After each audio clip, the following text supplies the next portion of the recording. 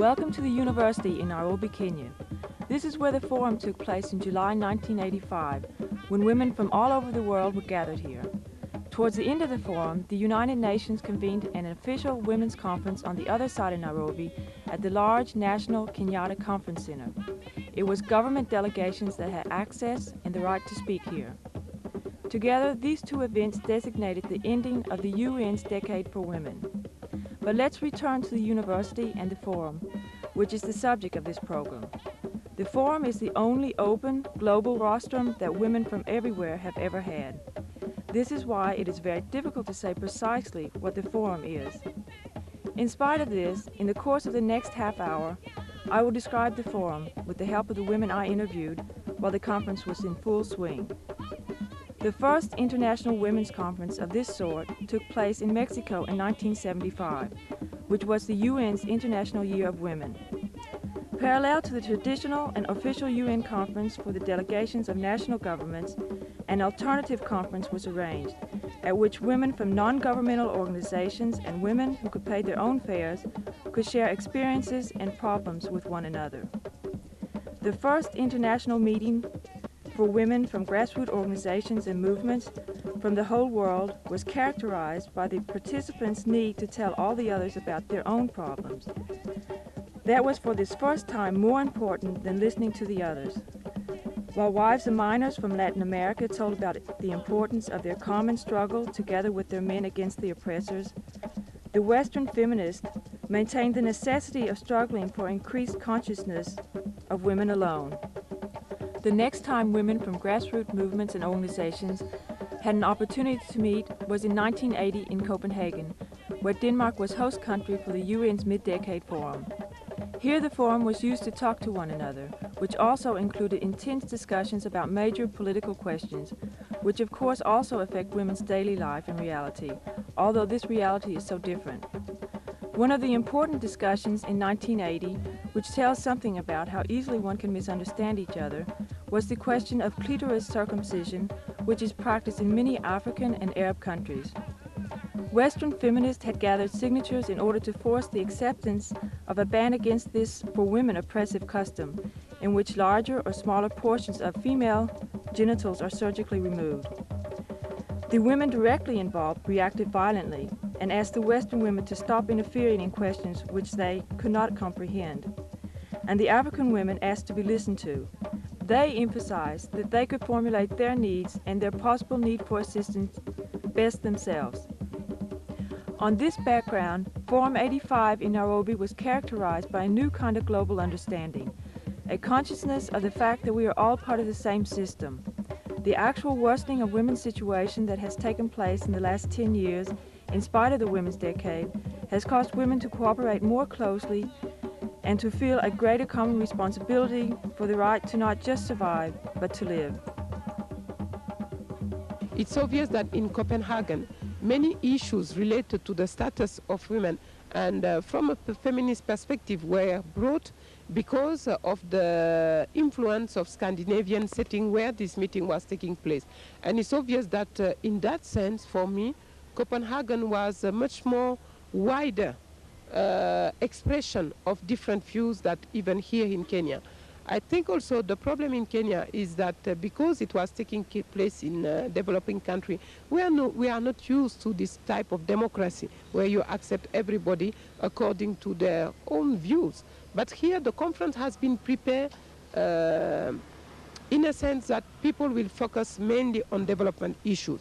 I think this was also one of the stand that the Kenyan people took as of the beginning of the preparation. They didn't want to deal with what they call feminist or Western issue. And this means that even at the forum, this time, we didn't have strong debate on feminist perspective. So, and you can even see from many of the workshops, we didn't have a lot of feminism as we did have in Kenya. But in the meantime, I don't think it was really reflective of the underground situation, because it seems to me that in Kenya we have achieved a kind of maturity in the sense that many Western women just realize that the women issue is not an individual issue. It's a social problem. You have to go through processes, political, economic, cultural, and so on. So they were more open to discuss development issue. Why many of the African, mainly at the NGO Forum, were ready to accept more that the feminism is a fact that we have to go through, that development is an aim, but feminism is a way also of aiming at development. About 12,000 women from the whole world had made their way to the forum in Nairobi, which was in principle open for everyone. Of course, not everyone had the possibility to participate. The women who did come were either sent and financially supported by an organization, or they had found a way to finance their own participation. As Marie-Angélique Savenet has just said, Forum 85 was clearly influenced by its location in a developing country. The balance between participants from developed and developing countries was much better than it was, for example, in Copenhagen in 1980. In the course of the 7 days the conference lasted, about 1,000 workshops were held. And when one considers that a single person can attend more than at most 30 workshops, well, then it's obvious that there are almost as many stories about the forum as there were participating women. One of the topics of the conference was women's use of media, and since that is a main interest of mine, and we were in Africa, I have focused on women's use of media on the African continent, and women's position within the established media in African countries on newspapers, TV, and radio is very similar to the situation which exists in Denmark. Well, as far as I can judge from looking at our daily newspapers, in actual fact, most of our daily newspapers have got sections for women. And these sections, most of them are covered by women. So in my own understanding, I don't think it's difficult for women to write where they're employed about women's issues. But it's the treatment of the women's issues, which is the question always in our minds as women in Africa. We find that most of the articles written about women are women, in the kitchen, women in fashion, and areas which are important, but not really the most important. What we want to see is the role of women in development given more publicity. We do also have a lot of coverage on our radio network. We have women's programs in both the English and the vernacular services and the national services. But again, the real issue here is making sure that the real issues and the real problems that concern African women are given coverage. We don't want just to see women's columns covering cookery, fashion, and women in the kitchen, women in the home. These are important issues, but to me, and to date, those are not the most important issues for women. And in order to improve the situation for women, both for professional media women and for women who work with alternative media projects, African women have established 2 organizations for media women, one in the French-speaking part of Africa and one in the English-speaking part. Eugénie Au from Association de Professionnels Africains de la Communication, that is the Women's Organization for African Professionals in Communications, tells how the organization functions. Or, nous devons faire face au niveau de nos médias à ce que nous appelons la censure. Alors, il y a 2 formes de censure. Il y a bien sûr la censure qui est exercée par les médias d'État et qui n'admet pas que l'on présente une image critique de ce qui se passe. Parce que la plupart du temps, nous sommes dans des pays à parti unique et ce sont ces partis uniques qui contrôlent la communication. Mais il y a également une autre forme de censure, c'est ce que nous appelons l'autocensure. C'est-à-dire que les journalistes se disent, si j'écris ou si je dis telle chose, je serai sanctionné. Donc, automatiquement, il y a des choses qu'on ne dit pas, parce qu'on estime qu'on ne doit pas les dire. Alors ça, c'est l'autocensure. Alors, au niveau de notre association, nous avons essayé de faire la part des choses, de montrer ce qui est autocensure et qu'il faudrait essayer de dépasser et de montrer ce qui est censure.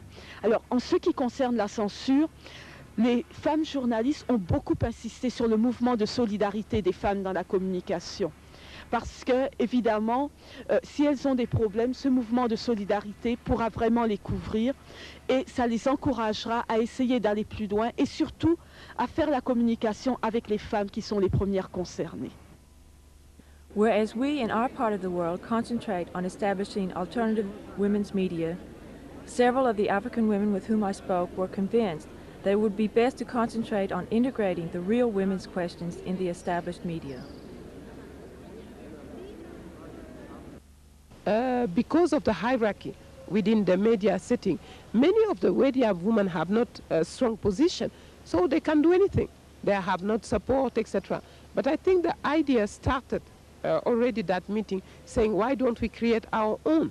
But this is something that needs to be worked out and taken into account in the whole process. But I do think that maybe it's better actually to strengthen their position within the national setting, is where that they will reach the majority of the women. And there is a need to build an experience of how within the institution, a male-dominated institution, you can start bringing. This means that we have to stop being our own censorship, because many of the women media are the ones censoring themselves, because anyway, they are true, they are frightened by the political repression, they are frightened because they don't want to lose their job and so on and so forth. But still, I think there is a space still existing within the hierarchy where we can do something, and we can do it properly. Je dois dire qu'au niveau de l'Afrique, la radio a joué un rôle extraordinaire pour la prise de conscience des femmes. Parce que la radio est un instrument de communication qui ne coûte pas cher et que chaque foyer peut avoir. Donc la radio est quelque chose d'extrêmement important pour nous, mais ce n'est pas une radio qui est destinée plus particulièrement aux femmes. La critique que nous faisons aux émissions féminines dans nos pays, ou alors aux articles qui sont écrits pour les femmes, c'est que la plupart du temps, elles n'essaient pas de proposer d'autres alternatives à la vie des femmes, mais elles s'insèrent vraiment dans le cadre du domestique et elles ont l'air de confiner les femmes dans ce rôle domestique. C'est peut-être la critique que nous faisons à la radio et aux émissions telles qu'elles se présentent à l'heure actuelle dans nos pays. Well, the radio network in my country is very good. Many people are reached by the radio. There are very many transistor radios available to the communities, radios that have been made available by the government in community halls and what have you. So to me, again, radio is the best way of reaching the masses. If you want to reach the masses of any country, you have to use the radio. But I think it's very important for women to look for alternative media everywhere in the world, because I believe that the already established media cannot cater for all the women's needs. And if women are to develop, if women are to put their issues across to the rest of the world, they have to strive and develop alternative media. Although women from many African countries agree that the radio is an extremely good media form, especially for raising women's consciousness, it is also a much discussed subject in Africa, whether it is such a good idea to introduce all types of electronic media to the country village. Instead, one talks about rediscovering the traditional forms for communication. Peut-être qu'il serait intéressant de revenir à une forme de communication traditionnelle. Chaque peuple a son image de la communication. Chaque peuple a une manière dont il exprime son monde. Et peut-être ce serait intéressant d'essayer de retrouver ces moyens de communication, mais en leur donnant un contenu nouveau. Parce que les femmes chantent, les femmes aiment dire des proverbes. En Afrique, la plupart du temps, ce sont les femmes qui transmettent la tradition.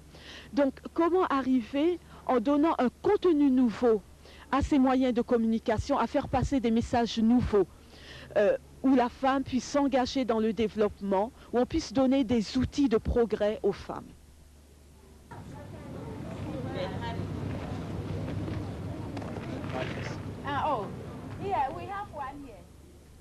In addition to the workshops which were located in the university's buildings, a festival area was built up on the sports ground which was called Tech and Tools. Women's own technology was exhibited and demonstrated here, right from agrarian technology, food production, health and energy, to communication and income generating activities. One of these stories came from Mali and was about how video can be used in an African village. I am Mrs. Sata Dambele Jire from Mali. I work in the National Direction of Functional Literacy and Applied Linguistics in a division called Division for Promotion of Women. We work on literacy classes with women. Since women have a lot to do in the day, we don't have enough time to attend the classes. So you can't do anything any training with them. And then the government of Mali has implemented a project called Use of Video to develop programs for women. And this project is funded by UNFPA and executed by UNESCO. What we do with this material is to go to the village, talk with women, and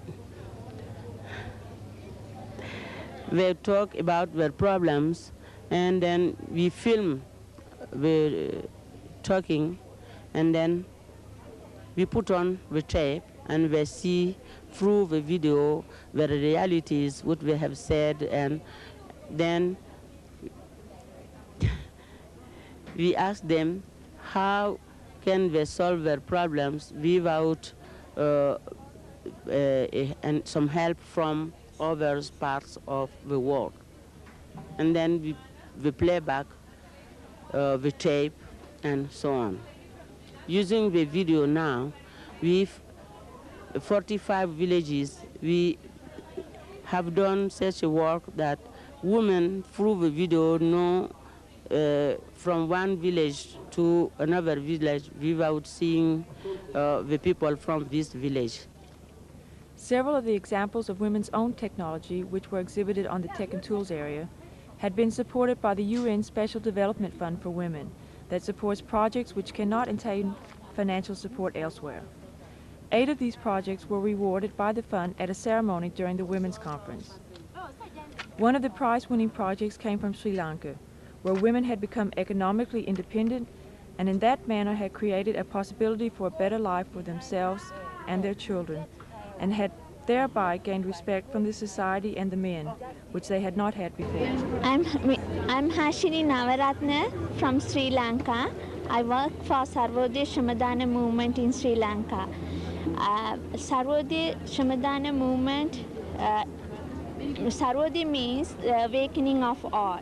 So our movement, we help people to improve their living conditions and make them self-reliant. So according to a request we got from the villagers for income generating activity, we started this community shop program, which was funded by United Nations Development Fund for Women. We got about $30,000 for this project, and now we have started about 150 community shops in Sri Lanka, all runs by women, rural women.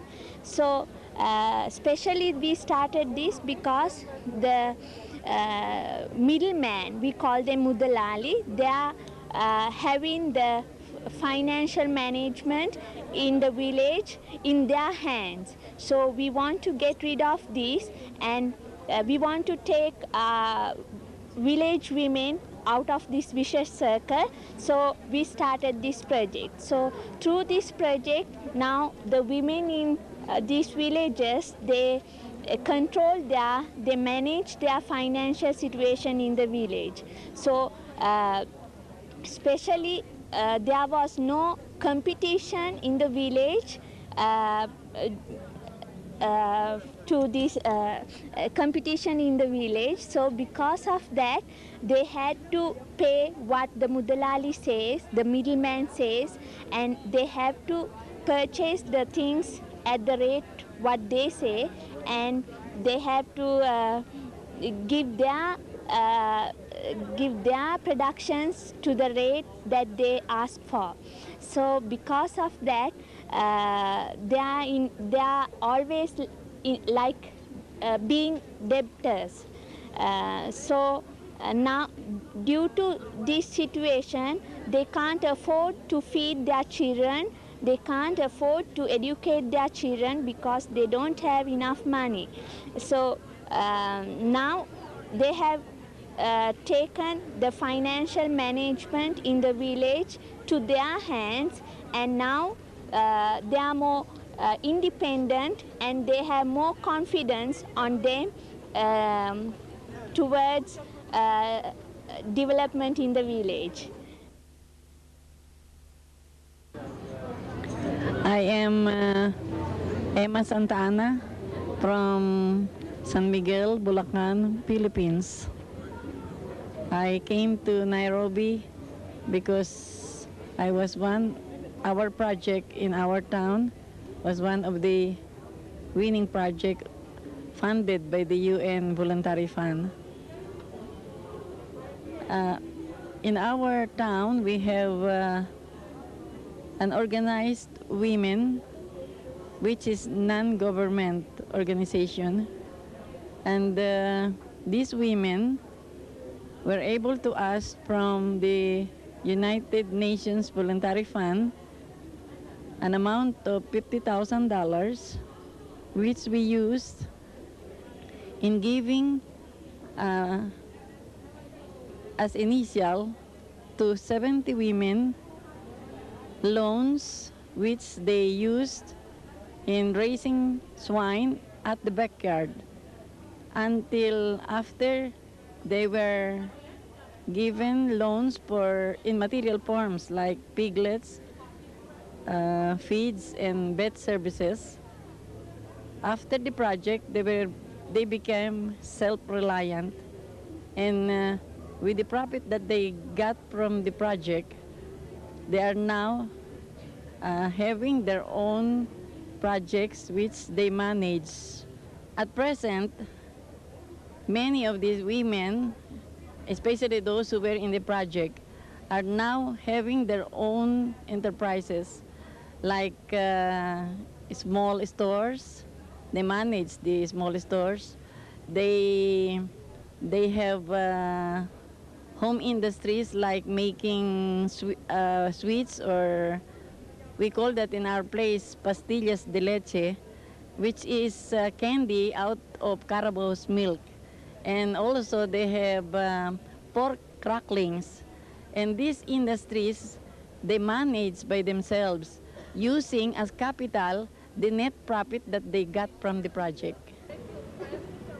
The men, they do not feel bad, but they like it because they found out that their families can be helped by the project, especially as an income-generating project. However, sometimes men become zealous of the pigs because the women have full responsibilities, and they really attend to their pigs, and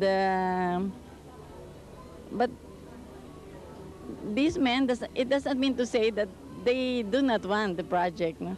They were only a little bit envious because of the care that the women are giving to their to the swine that they are caring for.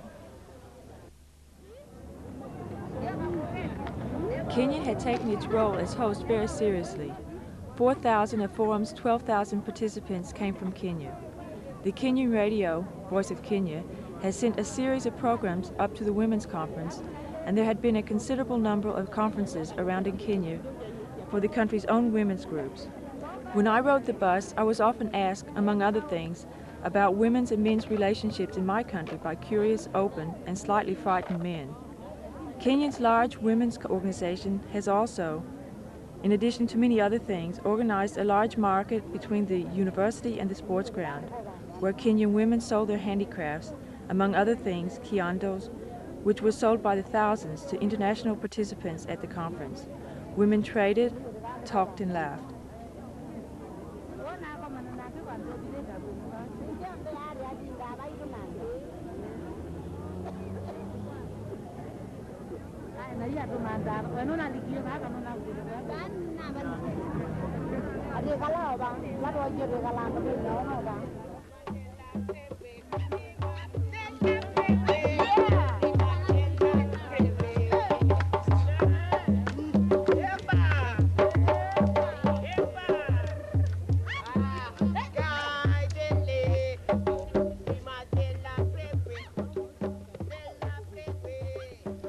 life was lived very intensely on the large lawn between the university's 4 buildings in many ways.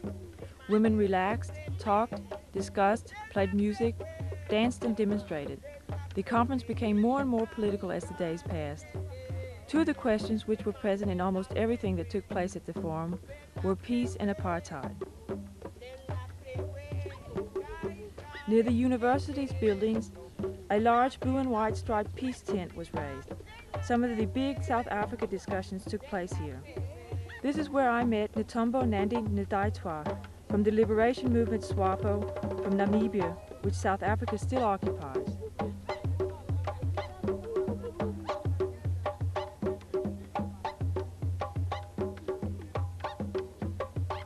As we participate in this forum, we feel this forum has helped us to mobilize or to explain to the women of the world as to what is happening in Namibia, in South Africa, and the whole of the southern region, so that they can understand our program and able to help us. Our people are ready to fight and liberate our country. Our people are determined to wage the struggle, but really without international support, our struggle could not be at the level where it is today. So that's why we feel that women, as the majority of the world population, they have an important role to play. We are in this forum with a theme on development, equality, and peace. In our country, we cannot talk about development. You cannot develop under colonial occupation. In our country, we cannot talk about peace. You cannot have peace in a colonized country. And you cannot talk about equality. You are in a colonized country which is accompanied by apartheid. So there's no question of equality. So we feel that in this forum, women should also address themselves to this question, that it is of no use to talk of equality in one part of the world, while the other part of the world is just impossible for them to talk about peace. So that's why we feel that as women are going, they should explain to their people back home as to what they have learned here on about the struggling people in Southern Africa, and to render the assistance.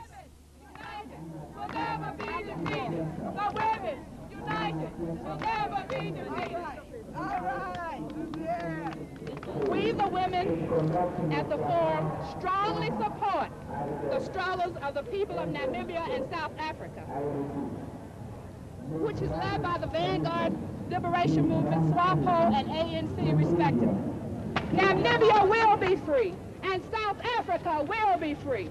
Yes. Let's go from this forum with a resolve to apply sanctions against South Africa. Long live all progressive women. And we send our solidarity to all of you. Thank you. They work in the refugee settlements in Angola and Zambia. The struggle will continue. In 1990, that a Namibian women's delegation and a South African women's delegation from a free and independent Namibia. That is the tenets that I told my sisters to go back and work for. Thank you. Thank you.